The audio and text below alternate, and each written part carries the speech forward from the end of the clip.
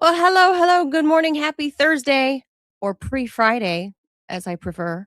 It's Thursday, June 18th, 2026. I'm Manila Chan. Um, Ted Roll is somewhere, probably taking a potty break. Producer Robbie's somewhere, probably also taking a potty break. I'm the only one running the house right now. I don't know where the guys are, but their cameras are there, so I assume they'll be joining us shortly. Anyway, you are tuned in to the Ted Manila Information Show, TMI Show for short, because we also bring you way too much information. Um, we are live Monday through Friday, 10 a.m. Eastern Time. So please be sure to hit the like, the follow, the share, the subscribe button, all of that to help the little show continue to grow. We're the little show that can or could. Gosh, I hope you guys can hear me because Robbie's not there to tell me if it's working or not. Um, Robbie would also remind me to tell people that you can become a subscriber to the show for $5 a month. That helps us continue to do this little jam for as long as we can, before we have to get real jobs. But we've managed to do it for like a year and a half. Uh, Matina, yes, it is the Manila Show. Okay, good. Thank you, JDC. You can hear me. Thank you. Who needs Robbie? Who needs Robbie? You guys will certainly tell us if we're doing anything right, wrong, more like what's wrong. You guys will tell us what's wrong. Ted's there. There be Ted. Now we can get the show started. Where's Because Robbie? I don't know. Maybe getting coffee? Yeah, I had a emergency coffee requirement. Maybe Robbie's running from like a giant moose attack. That's always a problem in Montana. That can happen. That can happen. Well, His rifle was is only there missing. for like 4 days. I had to kill like 16 moose. But That's what I'm saying. Just to get on the road. yeah, Robbie's rifle is missing from the image that I can that's the see. problem. He's unarmed. So maybe he grabbed it is what I'm saying. The chair's Oh, vacant. So maybe he grabbed it and had to like go kill a moose that's like trying to break into his apartment. yeah, yeah. That One of stuff those happens out in the wild. apartment mooses. He climbed up the second floor. Oh yeah. Well, Hey. I mean, a lot of those quadrupeds can walk upstairs, but not downstairs. Well, not only that, As I know personally. I've seen videos of moose that can stand just about as tall as a second floor window. Oh, they're I've never seen one they're in real huge. life. I've never seen one in person, but yeah, they're huge. Yeah, I've seen, like, videos of them, like, in Montana, like, some of them, like, stopping traffic because they just wander out. They are like fucking creatures from, like, a scene in Star Wars. Like, they shouldn't be on Earth. Like, I don't They're even so weird. understand. Like, yeah, this is, like, video from Montana. If you look at, like, local news where Robbie's at. So I have to point out, Manila, we are right now at the beginning of a series of rulings by the U.S. Supreme Court for this show. They just started at 10 a.m. The first one is out. The court has ruled that if you use weed regularly, that does not have any right to impinge your Second Amendment right to bear arms. So you can be a pot smoker and a be gun. armed. And yeah, you can be a heavily armed, heavily stoned person, and that's fine. Okay. Well, yeah, because the Constitution doesn't say anything prohibiting weed and guns. They're not mutually. They're mutually exclusive. That's true. So that's interesting. Are the justices like on like this rapid fire? You know, like at the end of game shows, they're just like pew pew pew pew pew. Yeah. They post them all online at 10 o'clock, and then the media have to like sort through them and read them and see what they say, and then they're posting the articles. So are they like full rulings though? With like these are full rulings. Yeah. Oh, wow. Yeah. With the justices writing like a rebuttal or shit like that. Oh, 100%. Yeah. Oh, it's not just a preliminary summary. Oh, okay. So well-dressed nerd posted, "Hey, did you guys see in the news in the Kirk assassination, they're offering Lance Twiggs," that's the furry boyfriend, girlfriend, partner, or whatever of the alleged shooter. They're offering Lance partial immunity. Weird. Wait, so this is the alleged shooter? No, the shooter's boyfriend, girlfriend person. Right. So who's the person being offered immunity? Lance. The shooter's boyfriend or girlfriend, whatever they go by. Mm-hmm. So why are they offering? That's interesting. And then Zeinvich was gifted a TMI membership by our in-house Santa Claus, Ray. So that's very nice. Okay. Mm-hmm. All right. So that's the housekeeping. Robbie, do we have any ads? Robbie's back now. I presume you killed like 5 moose just now. No, I didn't kill any moose. I did make some coffee for my wife, though. Aw. So that was important. No, she's working. She works from home with me full time now with her new job. Oh, wow. Okay, that's great. Yeah. She got herself a new coding gig, and so she is able to work from home full time. So that's good. Let's see what ads do we have available. We do have an ad. You want me to post it for you, or you want me to read it? Pop it up there. Pop it up there. I'll read. Yeah. Who, me or no? Robbie, the person who speaks standard English. Do I speak standard English? All right, here we go. Broadcast. We hear a lot about crypto, but here's the part most people miss. Crypto is created so you can actually own and control your money. After the 2008 financial crisis, Bitcoin was designed as an alternative to banks. So instead of a bank holding your money, delaying transfers, or limited access, you're in control. If you ever had to wait for a transfer to clear, you felt that problem. Now, fast forward to today. Everyone's heard of crypto, but getting started feels complicated. That's exactly why I use Rumble Wallet. By the way, I really do use Rumble Wallet. It's nice. It takes all that complexity and makes it simple. Choose what you want: Bitcoin, dollar-backed stable coins, or even digital-backed gold by Real Gold. No complicated setups. It connects with MoonPay, so use your credit card, debit card, or bank and be set up to run in minutes. Once you're set up, you can support your favorite Rumble creators like us directly. So do this now. Scan the QR code or click the link in the description and download Rumble Wallet. From there, you can set up your Rumble Wallet, tap buy, and you're in the game. Just a few minutes, you can go from hearing about crypto to actually owning some. All right, there you go. Ted, I have a question. Please. Because that teenager got killed yesterday in New York City. Do you think that horse-drawn carriages should be banned in the city, like your illustrious mayor wants? This will separate me from my liberal friends. This is the wheat from the chaff here. I am pro horse-drawn carriages. I am pro horse carriage too. They're very quaint.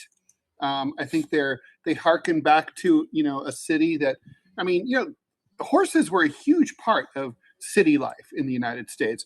For example, and we still have the legacies. For example, like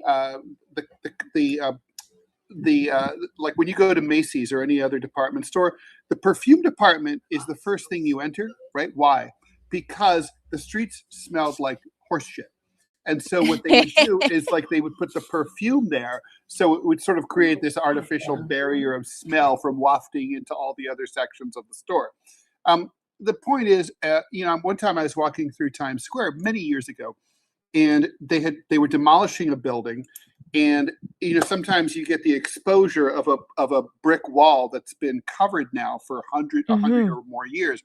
Anyway, Times Square was a horse neighborhood before it became named after the New York Times, when the New York Times was founded, and in just off that street. That's why it's called Times Square. It's the New York Times.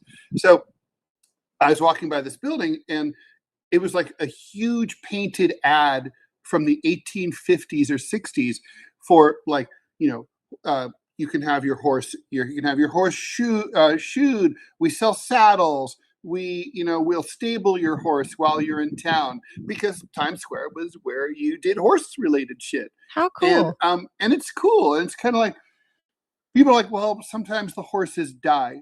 Yes, because they're animals and animals die. But the thing is, okay, what would happen if we got rid of them? Well, there just wouldn't be any horses in the first place. I mean, it's a rare opportunity for people who live in an urban jungle to interact with these beautiful, magnificent animals, even if they just see them, going by briefly, with a tourist. And it's kind of like, I don't see it as abusive. Human beings have dealt with, I mean, if that's abusive, then all uses of horses are abusive. Riding them, racing these Clydesdales were bred to do this sort of thing. Like that's what they know. Like, I mean, maybe all equestrian, anything that like tells a horse to do something other than go run around in a pasture and eat is abusive. Right. Maybe. Right. But then next you need to go to the Bedouins out in the Middle East and say your camel riding is abusive. Yeah, like in Thailand has half the world's elephants, right? Why? Because they're used in construction work. And it's cool, man, to fucking see elephants, handing 2x4s up to construction workers on the 3rd floor. It's cool. And so I like it. I mean, it's like, oh, they're mixing. And it's I love green. This. Oh, they're sucking exhaust fumes. Well, it's good enough for 8 million New Yorkers. We all suck up exhaust fumes. I mean, well, Ted, they don't put out any exhaust. How about that? Well, there's that too. Yeah. Well, they do fart.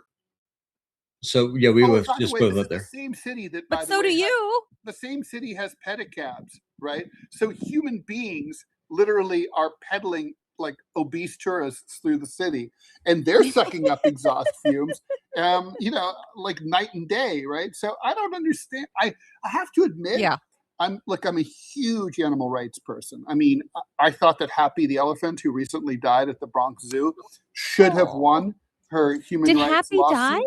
She died. I didn't follow up. Oh, we had a whole thing about. She was old. I mean, the thing is that she should. But the point is, I think animals absolutely deserve a lot of rights that they're not getting. But I just thought, it's like, of all things, I mean, I've seen them, and they're stabled on the west side of Manhattan. I've biked by there countless times.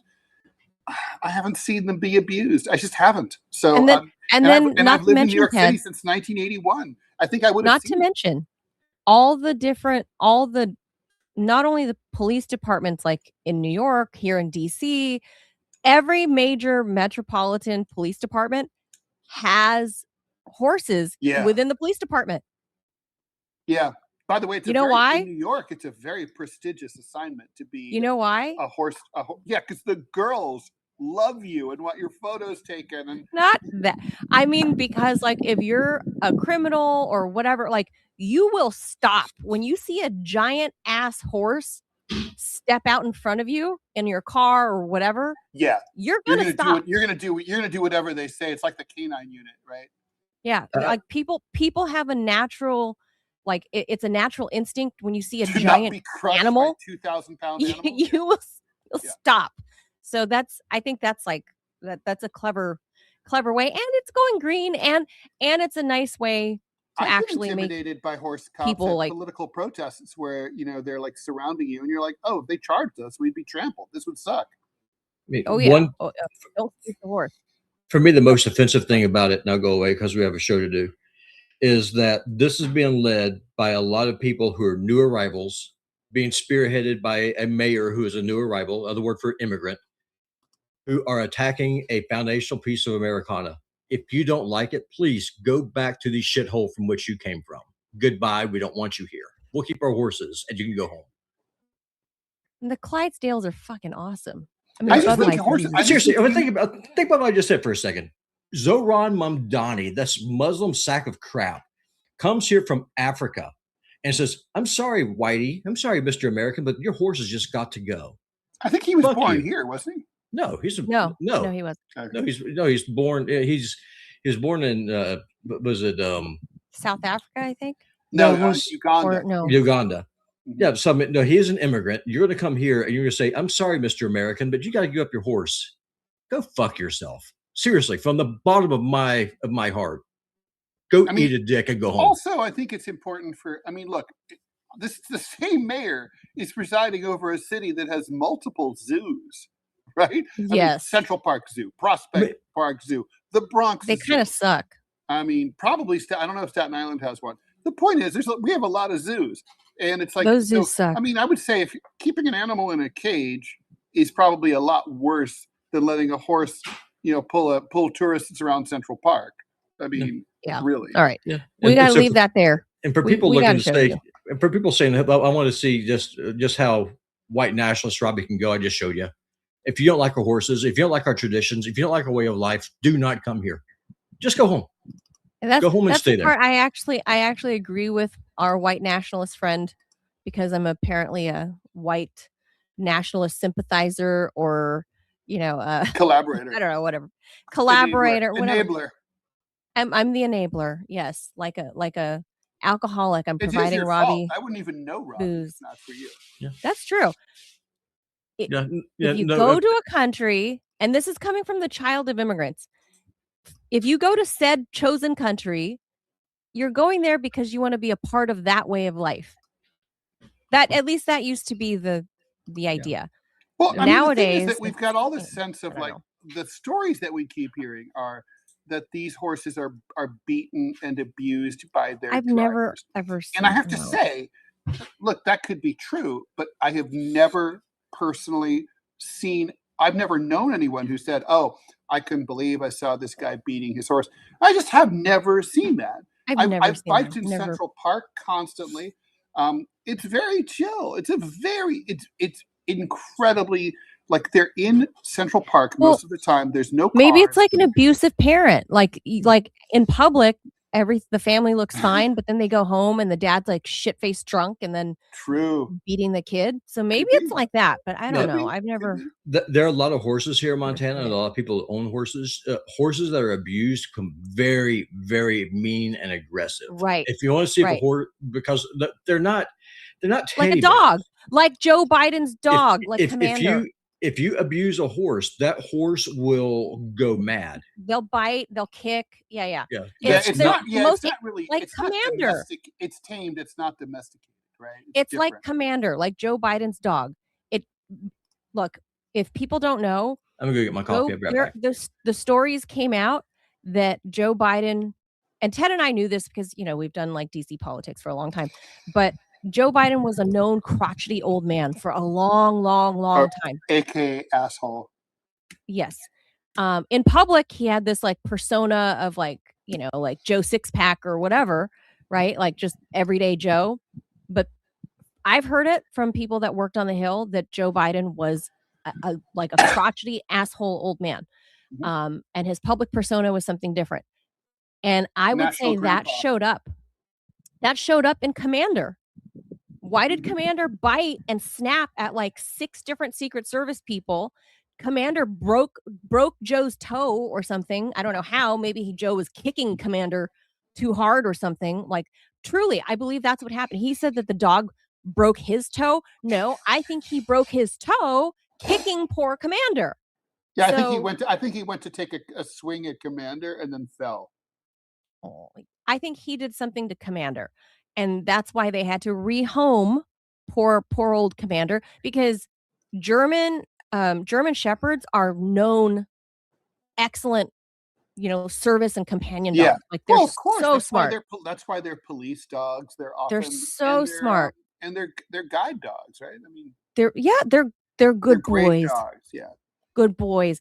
And for Commander to supposedly have this reputation of him being the asshole, no, that is projection of Joe Biden being the asshole owner. Certainly be very bitey. He bit several secretors. No, that's what I'm saying. He bits, but that's projection. He was abused by Biden, of course. He was abused. He's dogs that are abused. Honestly, I think Biden abused his kids. I think Biden's an abusive fuck.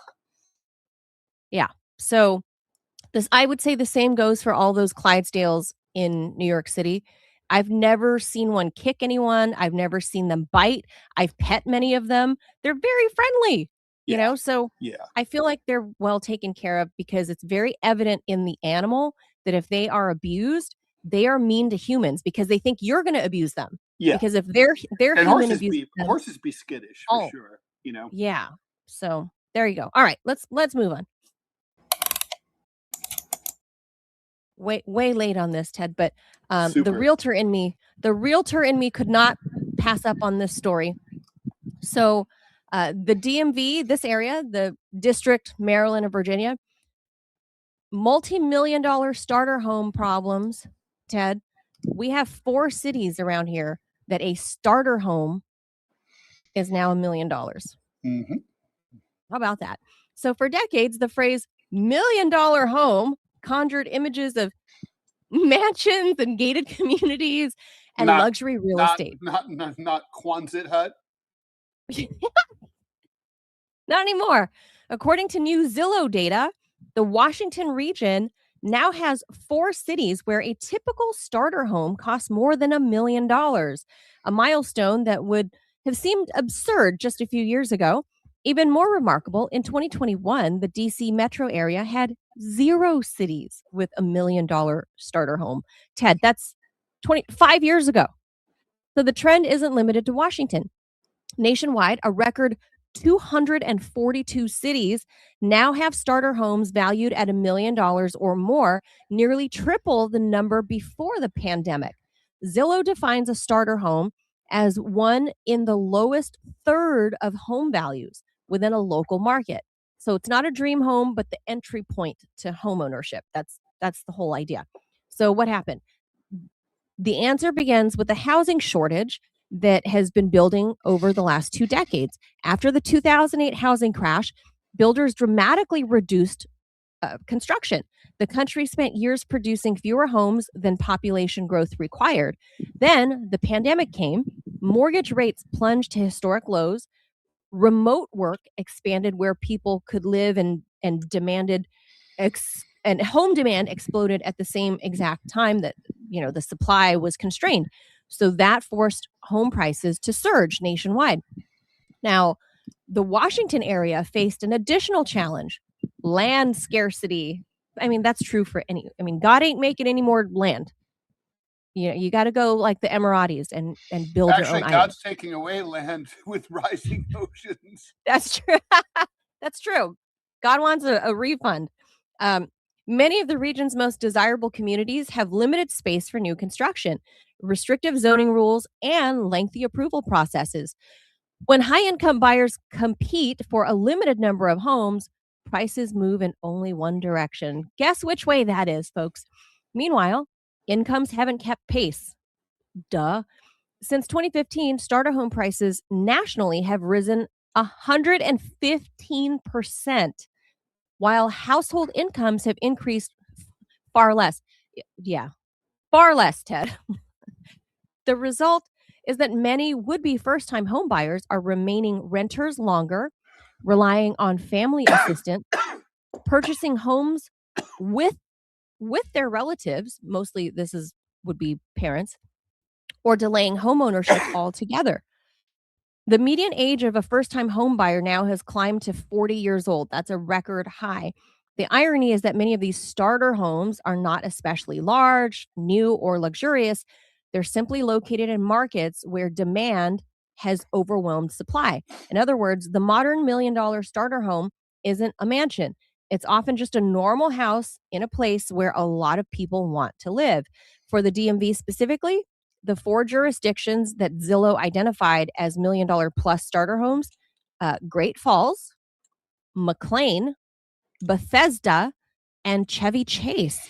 These 4 crossed the $1 million starter home threshold only in the last 5 years, reflecting how dramatically the Washington area market has changed since the pandemic. So it's incredible to me, the confluence of things, Ted, that happened since the pandemic. So we're talking 5 or 6 years, 115% price increase. That's knucking futz. How can the market do what the market do, right? Because there's a surge of people that want to live here in the DMV. Why? I don't know. But same thing for California, all up and down California, namely Los Angeles, Silicon Valley, San Francisco area. New York City was way further down in the list, But there are places I've never heard of in states that I wouldn't imagine. But apparently, the usual suspects like California and New York and the DC metro.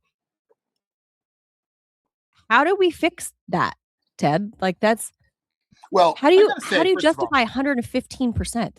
so I gotta say, whenever there's a story about housing shortages and high housing prices, the first place the media always goes is, we need more construction. And my response to that is, first of all, gee, if I get suspicious about the fact that like real estate and construction is a major advertiser for media companies. Okay, so that's not the only driving force here. I mean, first of all, there's a lot of abandoned housing that could be converted into suitable new housing, could be rehabbed. You could, for example, if you want to go for a free market approach, you could offer tax incentives to people to buy a shitty house for a nominal amount of money. They pay $10,000, but the town will cover them. Like, we'll cover all the materials if you use your sweat equity as a young Italy couple. does that. Italy does exactly. that. Yeah, exactly. Like all these abandoned towns. But also, there's another issue. Manila, you're well aware of these giant conglomerates that are buying up houses all over the United States by the hundreds of thousands. Usually, Hedge this funds. is happening in sort of mixed areas, like out like the better parts of Newark, New Jersey. But it's happening all over the place. I mean, they're scooping up all this inventory. So, of course, obviously, it's supply and demand. You're taking out a lot of supply is coming out of the marketplace. Also, the Airbnb and other rental by owner businesses are taking a lot of housing stock and turning them from places where families live and turning them into rental units effectively, or suburban hotels. So, yeah, that's true. That's all happening too. I mean, it's not as simple as the same number, there's just more people, there's not as much construction. Really, truly, the existing home stock is being sucked out of the system. That's a good point. It's a major part of it. I would say that's a good point. But I mean, I would say for here, I mean, I don't practice real estate here. I did in Los Angeles, and that's just always been, people have always gone out west, right? Like the good weather, it's California, it's Los Angeles. Like people just, the fact that it is where it is geographically is that alone is enough on to top drive of the fault line. That's right. Like I said, you can get your multi-million-dollar starter home that's like a 3-bedroom craftsman that's like 80 years old. Not even a craftsman, like a little bungalow. Seriously, 3-bedroom, 1 bath, like those are like $1.2 million. But that'll, maybe it'll hold up to the San Andreas fault. It has for the past 100 years. So maybe, I don't know. But that's California. In DC, I will say this. With as much big money that has continued to steadily flow into DC because of the politicians since the Reagan era, it's just gotten worse and worse and worse and worse with every successive administration. They are buying up properties also, right? Like big money interests, like I don't know, name anybody, any one rich person. They're buying up whole neighborhoods in DC, Ted. Like that's big money is coming in here and buying up 2 parcels at a time, 3 parcels at a time, and turning them into like McMansions. And it's driving prices, the affordability, like through the roof. And DC, if people have never been, is crowded AF. It's a small, little, teeny, tiny piece of land that surrounds. It's the seat of power of the world. Oh, come on. I mean, Manila, it's sprawl. Are you kidding? DC is like low. It's a lot of houses that are 1 or 2 stories high. Apartment buildings are pretty short, like 4. No, but I'm 6 saying stories. the physical landmass of DC is teeny tiny relative to like Los Not Angeles. not like New York City. We should, which is really vertical. We should move on because we have 3 Yeah. more stories to But go, and I've so got a there hard you go. out at 11 with DMZ. Oh, you have DMZ. That's right. 115%. How about them apples, people? All right, let's go. Oh, and Kevin, what's his name? Warsh? Kevin Warsh, is that his name? The new Fed chair? Yep. Interest rates aren't budging, so good luck. All right, I like this story. A Denver public school teacher has been fired after an investigation found that students were allegedly pressured to participate in classroom skits that involved kissing classmates as part of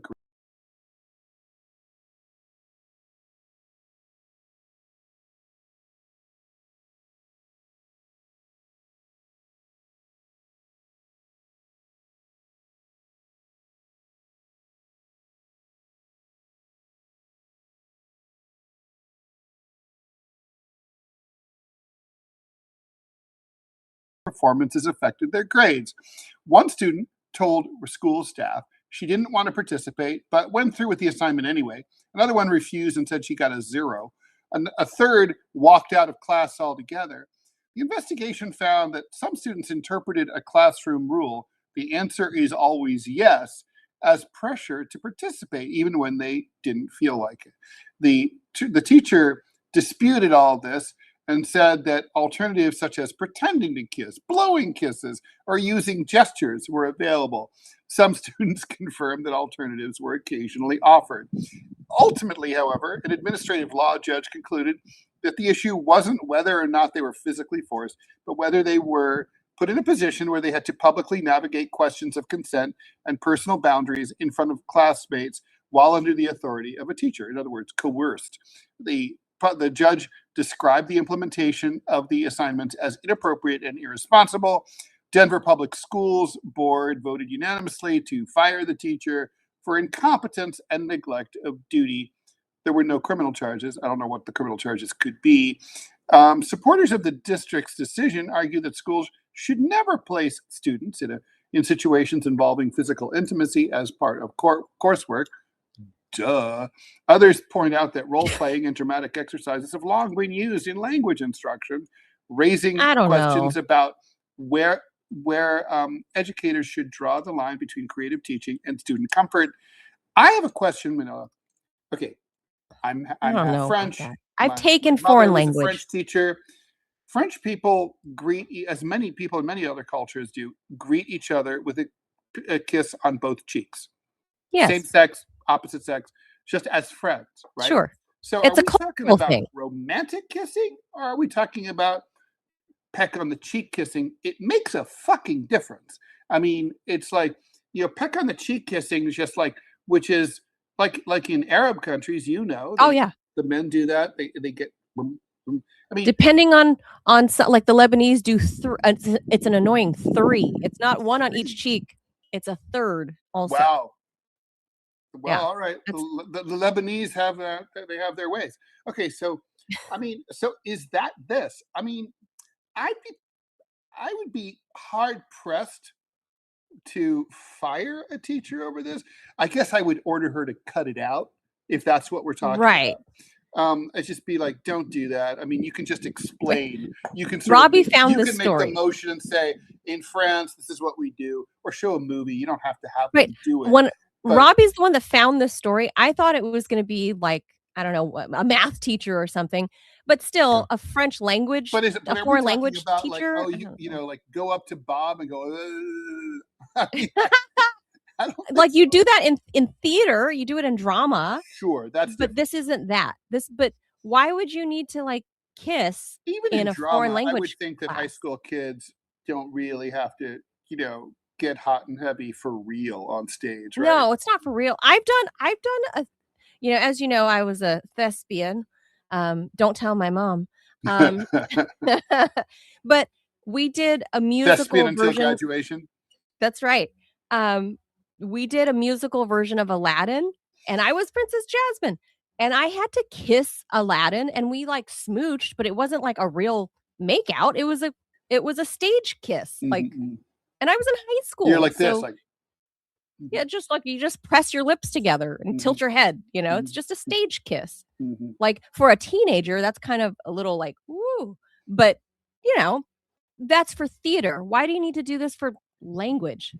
Well, like the only explanation I could possibly, I wish they'd been clearer about whether they were talking about the traditional, greeting kiss that the French give to or each are people other. macking down? Robbie says no. He shook his head, so I brought him back on. Yeah. Well, from everything I was able to find, and I can't confirm any of it, is like they were actually told to actually kiss each other. So it wasn't just kiss? Yeah, no, so it wasn't just like a peck on each cheek. It was just like it was just going. Was it like just? So it was tonsil tennis. I have a friend who's a cartoonist. He's very old. I won't say who he is because he's a very famous cartoonist. But he's really, cartoonists can be pretty funny. And he famously was introduced to a woman at a party, to a guy's wife. He's like, "It's so nice to meet you." And he kissed her hand, and she was wearing a sleeveless dress. And then he licked her arm all the way up, like all the way.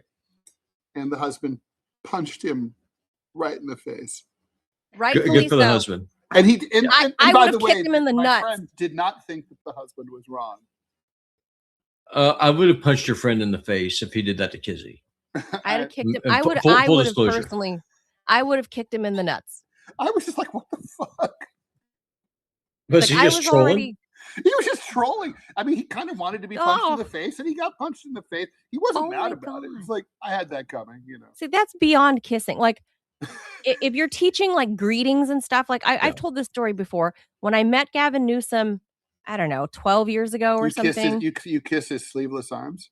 Ugh, no.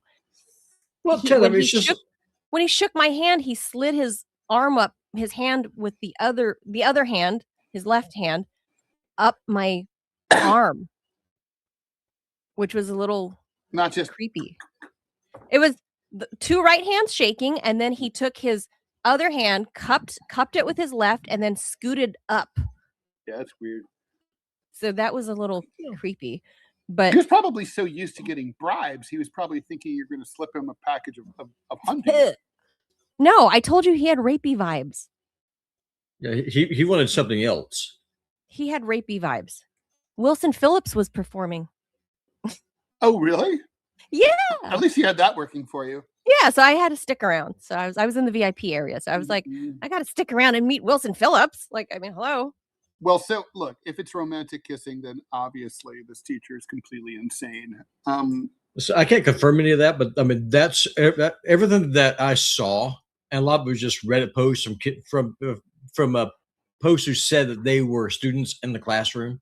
It's like, it was just like it was full on kissing, and that she was pairing same sex people up. So it wasn't even like a guy versus a girl kiss. It was just like two dudes or two girls. And in the tradition in France is that you same sex or non same sex. It's that type of friend kissing has nothing to do. Although here's the question. Here's the question then. When we met in Kalispell last year, Ted, you gave me we gave each other a hug. You didn't try to kiss me because I would have punched you. Okay. The customary. So here's the thing. Here's the thing. As a person of a French colony, the French did not leave behind the whole mwah mwah thing in Laos, because Laos is, an Eastern Asian culture, and we don't touch. We do the pray and we bow, and that is it. The French did not impart the whole mwah mwah. For some people, maybe. How long were they there? Like 180 years, 100 years, something like that. All right. Long enough for generations to adapt to the culture, and eat baguettes. Like that's do they still do that? Oh yeah, it's part they of. Left behind the best part. They left behind the baguettes. And the big long bread. Croissant. And the croissant. Oh, you mean French bread? Yeah, the long French. Like the long skinny one is the long skinny. Like you could beat someone with it. So let me ask you that. Is it because of American culture that we're like fucking prudish and like a Protestant prude culture Yeah. that we're like, Yeah. don't touch? Oh no. Ew. Yeah, of course, obviously. Is that all? I mean, No. look, we're so different. I had a girlfriend from Copenhagen. She told me, and this was I've heard this verified.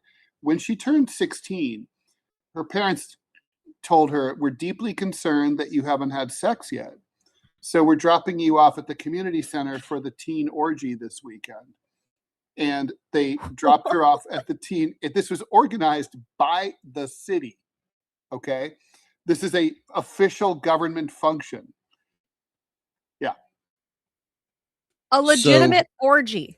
Yeah. And it's every week. It's every weekend. Yeah. Mm-hmm. So it's like, the go and reason learn why, something, you know? so I've actually researched this. So the reason why Anglo-Saxons are so much more prudish, believe it or not, is actually a historical precedent for it. The Black Death ravaged the British Isles harder than any other European That makes sense. country. And That's so cool. that's where that comes from. Like no kissing, because you got to remember, I mean, the Normans were French. Right. They actually ruled England for a couple hundred years. So the whole reason why that went away is because the death toll in the British Isles was so astronomically high. But it was very high in France too, though, right? Yeah, it was. But I mean, the Black Death, for whatever reason, I don't know if it's just because of the climate or what, just went to a whole other level in the British Isles. Like it decimated the population. Like, you guys were more susceptible, I would say, like DNA wise. Yeah, well, there are some people. The climate in Britain blows, right? Because it's not like there's not a lot of like nice, warm, sunny days. No, to go and feel better outside, you know.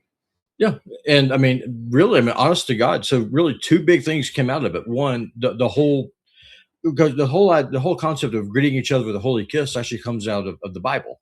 That's one thing. That's one of the blessings that Paul gave to Timothy. Greet each other with a holy kiss and just go on.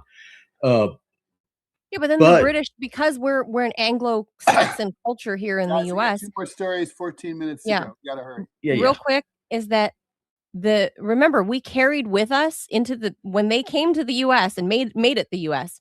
They brought with them the whole Victorian culture where it's like your ankles are fucking covered. It's not just like you're covered to the cuffs. Like we got the most conservative Brits, right? These were people who were religious zealots that were so conservative that they didn't get along with the English, and they had to come here for their religious freedom. Yeah.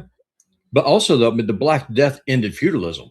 And there's a reason it ended in England first, is because so many people died that the peasants realized they have power of mobility and they were able to start getting wages.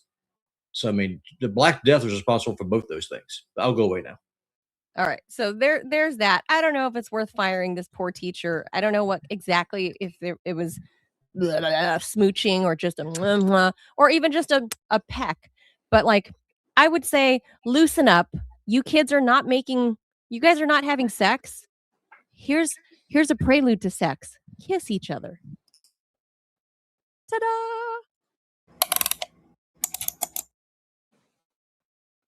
All right. Different kind of death here. Different story about death, Ted. A Haitian asylum seeker died alone in Pittsburgh at a bus shelter, and now her death has been ruled a homicide. The death of 31-year-old Haitian asylum seeker Daffy Michel is raising difficult questions about how vulnerable migrants are treated after being released from federal custody from ICE. Michelle was found dead on March 2nd in a Pittsburgh bus shelter after spending hours in freezing temperatures. This month, the Allegheny County Medical Examiner ruled her death a homicide by hypothermia, a finding that does not imply criminal guilt, but indicates that another person's actions or failures to act contributed to her death. The facts are kind of troubling, Ted. Michelle arrived in the United States from Haiti in 2022 seeking asylum and was granted humanitarian parole while awaiting immigration proceedings.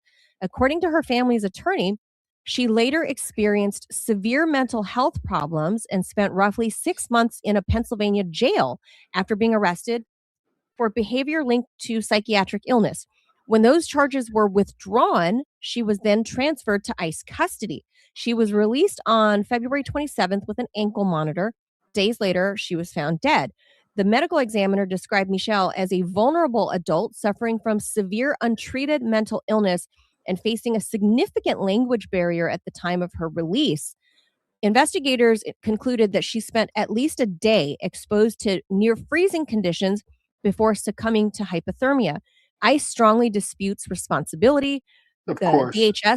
DHS says Michelle was released with her belongings, a fully charged cell phone, and access to public transport. Officials argue she died several days after her release and maintain that ICE, quote, had nothing to do with her death. Of course.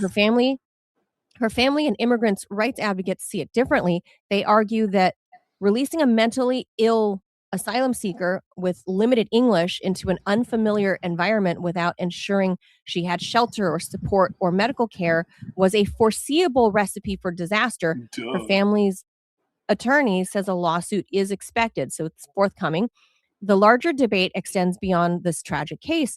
At its core, the question is whether government agencies fulfill their responsibility once a detainee walks out of the doors, or whether that responsibility includes ensuring vulnerable people can safely survive what comes next. I go with the latter, Ted. I mean, it's just fucking inhumane, like, especially in the dead of winter in February in Pittsburgh. Like, what the fuck? And it's a mentally ill woman.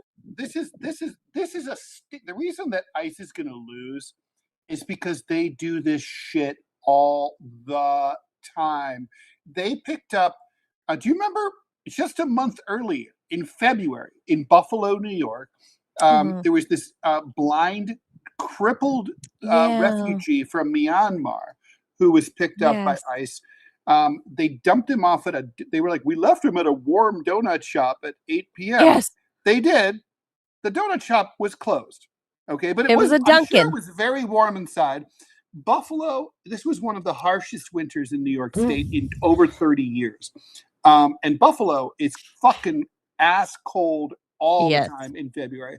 So anyway, it was fucking 10 below zero. The dude, they dropped him off. He was trudging all crippled and gimpy and blind on the side of the fucking road. And surprise, surprise, he ended up like Jack Nicholson in the last scene of The Shining. Oh. And like so this is the same shit that they do. They don't give a rat's ass about these people. They treat them negligently. And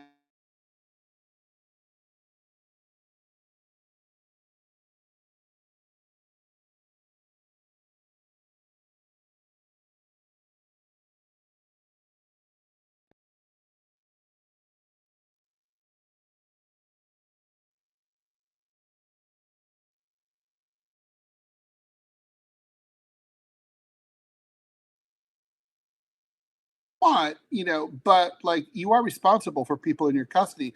I mean, aside from ICE, the police in places like California routinely pick people up, drop, and then leave their car in some mountainous area. And then people have to walk back to their cars because they're in an area that's not served by Uber or Lyft, or they don't have taxi money or whatever. And so there have been a number of cases where women in particular have been walking on isolated regions after being dumped somewhere by the police, and then abducted and raped and murdered. It's like, look, if you're in the custody of a law enforcement agency like ICE, they're responsible for your safety. And they should make sure that you're okay before they drop you off somewhere. They should return you from whence they found you. Like, right. We saw a mistaken night. They don't know where you came from, then they got to find you a shelter. But the point is, right, like make sure they hand you off. Look, it's the same responsibility, Manila, that like you or I would have. If you or I like somehow like stopped on the side of the road to help someone, and then we would have a responsibility legally. We would have legal exposure for leaving someone, exposed to the elements, right? Like if we picked someone up on the side of the road and then dumped them somewhere and then something bad happened to them, we could be sued by their family. And it's like, so why are we more vulnerable to being held accountable as citizens, than a government agency that's supposed to know better? Right. There actually should be one central office that deals with this, like, because they don't release that many of them, Ted. Why is there No. why because if you're not getting released, you're not Abrego Mostly Garcia, it's right? one Like, way. Yeah. yeah, so why can't they make one central office that does like that bridges that gap, right? Like have one office that says, "Okay, we found Ms. Michelle in Kettering, Ohio.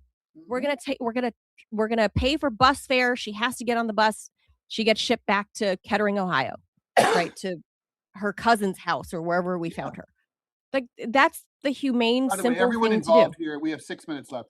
Everyone involved here should be executed. That's it's really sad what happened to this poor woman. Like it's sad. Wherever No, it's wherever you disgusting. pick them up, give them back to where you got them. All She's right, come on, released, pause she's it. We've got awaiting 6 minutes. papers. It's just so fucked up. A 31-year-old lady, like young woman. Yeah, they That's murdered fucked her. up. It's fucked up. Fucking Pittsburgh in the dead of winter. Shakespeare never wrote this scene. During a performance of Romeo and Juliet by the Turkish State Opera and Ballet, an unexpected cast member wandered onto stage, a cat. As dancers performed one of the world's most famous love stories, the cat casually strolled across the set, inspected the actors, and appeared completely unconcerned that hundreds of people were watching. Of course, it should be pointed out that, Turkey, they have a lot of cats there. Audience members immediately began laughing and pulling out their phones. The performers kept going. Years of ballet training prepare dancers for missed cues, costume malfunctions, and difficult choreography. However, you have to do feline stage invasion on your own. The cat seemed particularly interested in exploring the stage rather than leaving it. At one point, it reportedly approached the performers as if trying to determine whether this whole Romeo and Juliet shtick was actually about it. Videos of the furry interloper quickly spread online, generating far more attention than most ballet performances ever do. In the battle between centuries old classical art and a cat, the internet's winner was never in doubt. Scientists who study animal behavior note that cats are naturally curious about large open spaces, moving objects, bright lights, and unfamiliar environments. A theater stage, in other words, covers all the bases for a cat. The incident also reinforced one of the oldest laws of media. No matter how much money, talent, preparation, or artistic excellence goes into a performance, a cat can steal the spotlight in under 10 seconds. So, that's a very cute story. It is cute. And I've never been. It's one of my must go destinations, my bucket list destinations is Istanbul. One, I didn't know that they had a national ballet. I didn't know that the Turks are not known for being ballet dancers like the Russians, right? That's That's a true. known. But So I didn't Turkey's know a that. major. It's a major European country, so of course it does. Eurasian. But I do know this. They have a shit ton of cats and everybody loves cats there. So Yeah. even if you're a stray, everybody feeds you True. in Turkey. I Mhm. don't know why, but they do love cats in Turkey. And Ted and I have done a story about like Famously. couples literally going to divorce court and fighting over their cats. Yeah, and when you So go when you're in Turkey, people leave food out for stray cats. When you go to public parks, there's always be tons of very friendly, very well kept stray cats. People groom them. It is forbidden to harm them. And if you're sitting in like the park in Turkey, cats will just come and jump on your lap and stuff. I mean, they're that if you're friendly? allergic to cats, probably it's not a good place to visit. Yeah, I'm only mildly allergic. Like I might itch a little bit or sneeze, but itchy eyes. Turkey is a very cat So friendly. feline friendly. Italy Feline is friendly too. country. So is Italy. I don't remember It's a seeing that many cats. Mediterranean thing. There's, yeah. Well, I thought Even that was a even cute the story too. Israelis are okay with their cats as long as they're, they're not Gazan cats who have to be killed. But Well, so that story was cute, and like the performers kept going. well, How do you the dance show must around go a on. fucking cat? How do you dance around a cat that's like trying to swirl around your feet? And because cats Good do that, question. they like rub up against your ankles and stuff and go around and around your True, feet. true, true. So if you're a ballerina, yikes. Yeah. But it was a cute story. All right, Mhm. that's it for us Thursday. It's pre-Friday. Yay! So you guys have almost made it. Congratulations. Happy pre-Friday. We'll be back mañana on Real Friday. So stay tuned for DMZ. Ted? Indeed. Yep. DMZ That's it live. is. Yes. I'm going live. DMZ Bye. with Scott Stantis. Adios, amigos. Bye.